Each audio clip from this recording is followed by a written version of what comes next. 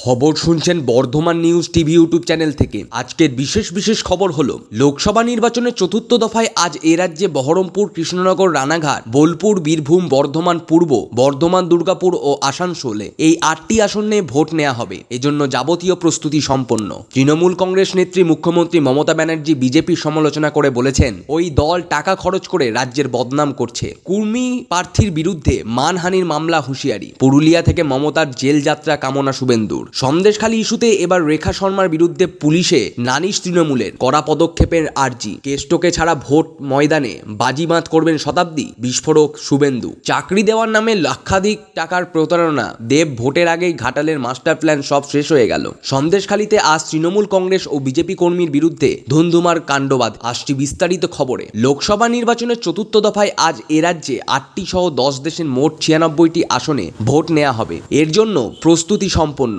আজ রাজ্যের বহরমপুর, কৃষ্ণনগর, রানাঘাট, বোলপুর, বীরভূম, বর্ধমান পূর্ব, বর্ধমান, দুর্গাপুর ও আসানসোলে আসনে সকাল 7টায় ভোট গ্রহণ শুরু হবে, চলবে সন্ধ্যে 6টা পর্যন্ত। গত 3 দফার ভোটের মতো এ দফাতেও ভোট গ্রহণ নির্বিঘ্ন ও শান্তিপূর্ণ রাখতে নির্বাচন কমিশন কঠোর নিরাপত্তার ব্যবস্থা নিয়েছে। আজ ভোটের জন্য 596 কোম্পানি কেন্দ্রীয় বাহিনী থাকছে, তবে বুথের নিরাপত্তায় মোতায়েন করা হচ্ছে 579 কোম্পানি। বাকি বাহিনী থাকবে স্ট্রং রুম, সেক্টর অফিস ও কুইক রেসপন্স টিমের সঙ্গে। আগামীকাল 148টি কুইক রেসপন্স টিম কাজ করবে। প্রয়োজনে এর সংখ্যা বাড়ানো হতে পারে। মুখ্য নির্বাচনী আধিকারিকের দপ্তর সূত্রে আরও জানা গেছে, কোনো অশান্তি বা গন্ডগোলের ঘটনা চটজলদি সামাল দিতে জিপিএস এর মাধ্যমে কুইক রেসপন্স টিমের গতিবিধির ওপর নজর রাখা হবে। ওয়েটকাস্টিং এর ব্যবস্থা থাকবে 100% বুথেই। থাকবে হেভি রেডিং ফ্লাইং স্কোয়াড। বিশেষ পুলিশ পর্যবেক্ষক অনিল কুমার শর্মা আগামীকাল বহরমপুর থেকে এবং বিশেষ সাধারণ পর্যবেক্ষক আলোক সিনহা কলকাতায় থেকে ভোটের ওপর নজর রাখবেন। আজ 8টি আসনে মোট প্রার্থীর সংখ্যা 75, মহিলা প্রার্থীর সংখ্যা 16। সবচেয়ে বেশি 15 জন প্রার্থী রয়েছেন বহরমপুরে। 7 জন করে প্রতিদ্বন্দ্বিতা করছেন রানাঘাট, বর্ধমান পূর্ব এবং আসানসোল আসনে। তৃণমূল কংগ্রেস গরিবদের অধিকার ছিনিয়ে নিয়েছে বলে অভিযোগ করেন তিনি। সিএএ নিয়ে রাজ্যের শাসক দলের বিরুদ্ধে মানুষকে ভুল বোঝানোর অভিযোগ তোলেন প্রধানমন্ত্রী। দুর্নীতি নিয়ে ইন্ডি জোটের দলগুলিও কড়া সমালোচনা করেন তিনি বলেন, বিকশিত ভারতের প্রতিশ্রুতি একমাত্র বিজেপিই পূরণ করতে পারে। অন্যদিকে তৃণমূল কংগ্রেসের প্রধান মুখ্যমন্ত্রী মমতা ব্যানার্জি আজ ব্যারাকপুর লোকসভার আমডাঙ্গা এবং উলুবেড়িয়ায় দলীয় প্রার্থীদের সমর্থনে 2টি প্রচার সভাতেই প্রধানমন্ত্রীকে তীব্র আক্রমণ করেন। সন্দেশখালীতে টাকা খরচ করে বিজেপি রাজ্যকে বদনাম করছে বলে তিনি মন্তব্য করেন। বাংলায় কোনোভাবেই সিএএ বা এনআরসি করতে দেওয়া হবে না বলেও স্পষ্ট ভাষায় তিনি উল্লেখ করেন। জাতীয় মহিলা কমিশনের চেয়ারপারসন রেখা শর্মা, বিজেপি নেত্রী পিয়ালি দাস ও বিজেপি নেতা কর্মীদের বিরুদ্ধে নির্বাচন কমিশনে আগেই অভিযোগ জানিয়েছিল তৃণমূল। রবিবার পুলিশকে রেখা শর্মার বিরুদ্ধে পদক্ষেপের আর্জি জানিয়েছে রাজ্যের শাসক দল। সন্দেশখালী কাণ্ডে একের পর এক ভিডিও সামনে আসছে,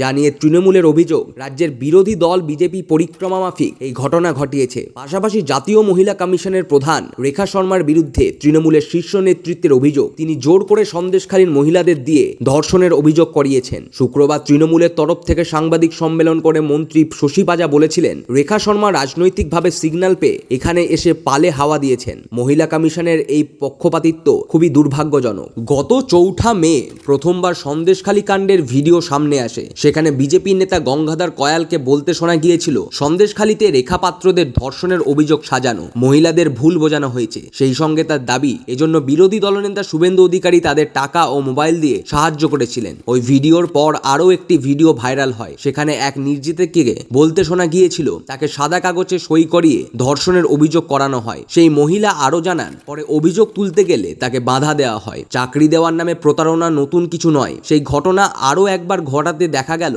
বাংলার বুকে। চাকরি দেওয়ার নামে টাকা আত্মসাৎ করে তারপর পাত্তা দেননি তৃণমূল নেতা। আসলে এবার অভিযোগ উঠেছে দেবের সাংসদ প্রতিনিধি রামপদ মান্নার বিরুদ্ধে। অভিযোগ, আশাকর্মী চাকরি করে দেওয়ার জন্য তিনি 1,80,000 টাকা নেন। আশাকর্মীর পদে চাকরি করে দেওয়ার নামে টাকা নেওয়ার অভিযোগ উঠেছে ঘাটালের সংসদ প্রতিনিধির বিরুদ্ধে। আর তারপরেই পুলিশের কাছে অভিযোগ যায়। অভিযোগ করা হয় ইমেলের মাধ্যমে। ইমেলের মাফিতেই রামপদ মান্নার বিরুদ্ধে সমস্ত অভিযোগ দায়ের করা হয়। কিন্তু রামপদ মান্না বলেন তিনি কিচ্ছুটি জানেন না। বিষয়টি নিয়ে দেব বলেন, দোষীরা শাস্তি পাবে। মিথ্যে মামলায় দলীয় কর্মীদের গ্রেপ্তার করেছে পুলিশ। এমনই অভিযোগ তুলে রবিবার সন্দেশখালী থানার সামনে বিক্ষোভ দেখালেন বিজেপি কর্মী সমর্থকদের একাংশ। বিক্ষোভের নেতৃত্বে ছিলেন বসিরহাটের বিজেপি প্রার্থী রেখা পাত্র। অন্যদিকে সন্দেশখালীর তৃণমূল বিধায়ক সুকুমার মাহাতোর সামনেই এক তৃণমূল কর্মীকে মারধর করার অভিযোগ উঠেছে বিজেপির বিরুদ্ধে। ওই তৃণমূল কর্মীকে মাটিতে ফেলে মারধর করা হয়, জামা ছিঁড়ে দেওয়া হয়। হয় আক্রান্তের বক্তব্য তিনি তৃণমূল করেন, এটাই তার অপরাধ। বিধায়কের অভিযোগ বিজেপি প্রার্থী রেখা এইসব কাজ করেছেন। সম্প্রতি জেলিয়াখালী এলাকায় ছিনতাইয়ের অভিযোগ কয়েকজনকে গ্রেপ্তার করে পুলিশ। বিজেপির দাবি মিথ্যা ছিনতাইয়ের মামলা রুজু করে বেছে বেছে তাদের কর্মীদেরই গ্রেপ্তার করা হয়।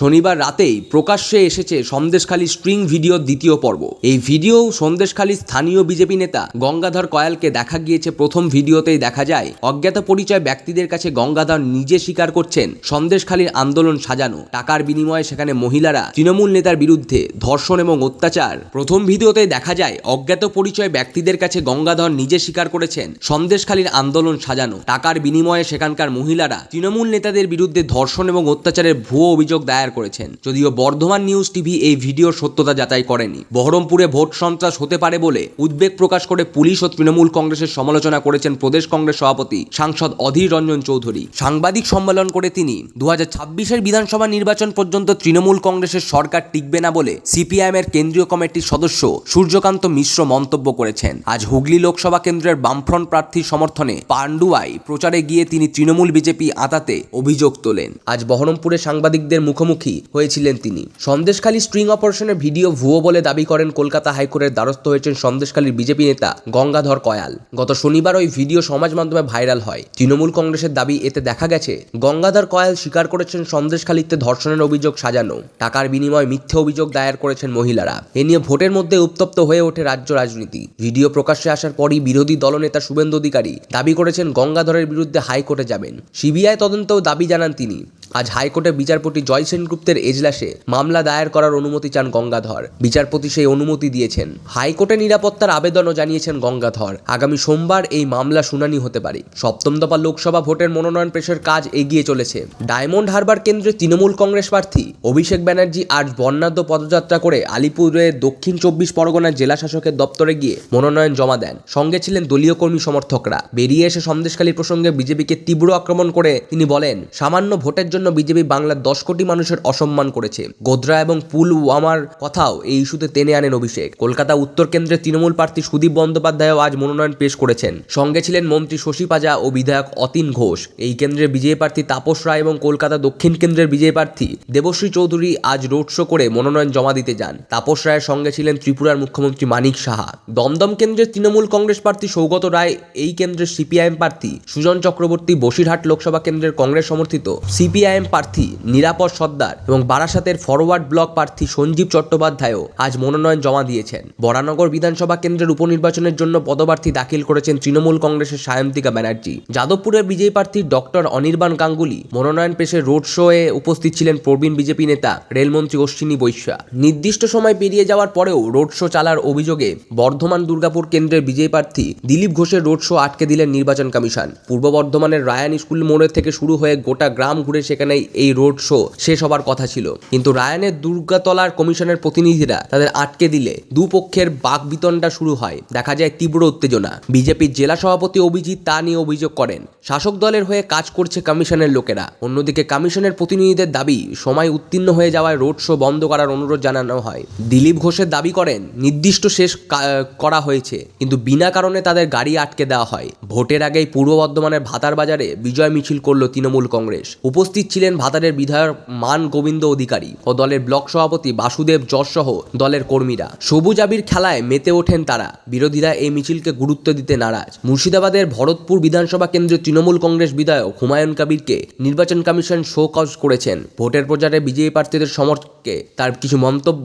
আদর্শ আচরণবিধি লঙ্ঘন করেছে বলে অভিযোগ। 13 তারিখের মধ্যে হুমায়ুনকে শো কজের জবাব দিতে হবে। আগামী 25শে মে ষষ্ঠ দফার ভোটের জন্য নির্বাচন কমিশন রাজ্যের 8টি কেন্দ্রে 5 জন পুলিশ পর্যবেক্ষক নিযুক্ত করেছে। তমলুক ও কাথির জন্য আইপিএস রাজশেখর বাবু, ঘাটাল ও মেদিনীপুরের জন্য সুজিত কুমার, ঝাড়গ্রামের জন্য কৃষ্ণকুমার ভিকে, পুরুলিয়ায় রাজশেখর লাকড়া এবং বাঁকুড়া ও বিষ্ণুপুরের জন্য আর গঙ্গাধর রাওকে নিয়োগ করা হয়েছে। এছাড়াও এই দফার জন্য 9 জন সাধারণ পর্যবেক্ষক ও 8 জন ব্যয় পর্যবেক্ষক থাকবেন। জোড়া ঘূর্ণাবর্ত এবং অক্ষরেখার প্রভাবে দক্ষিণবঙ্গের সব জেলাতেই আজ বজ্রবিদ্যুৎ সহ বৃষ্টির পূর্বাভাস দিচ্ছে আবহাওয়া দপ্তর। সঙ্গে বইবে ঘন্টায় 50 থেকে 60 কিলোমিটার বেগে ঝোড়ো হাওয়া। রাজ্যের সব জেলাতেই আগামী বৃহস্পতিবার পর্যন্ত হালকা থেকে মাঝারি বৃষ্টির সম্ভাবনা। ভোটের দুদিন আগেই বর্ধমান দুর্গাপুর লোকসভার অন্তর্গত ভাতার বিধানসভায় বিজয় মিছিল করল তৃণমূল। এই লোকসভা কেন্দ্রে বিজেপি প্রার্থী করেছে মেদিনীপুর বিধায়ী সাংসদ দিলীপ ঘোষকে। তৃণমূল টিকিট দিয়েছে 83 বিশ্বকাপ জয়ী ভারতীয় ক্রিকেটার দলের সদস্য কীর্তি আজাদকে। শুক্রবার যখন বর্ধমানের একটি জায়গায় নির্দিষ্ট সময় পেরিয়ে যাওয়ার জন্য দিলীপের রোড শো আটকে দিয়েছে নির্বাচন কমিশন,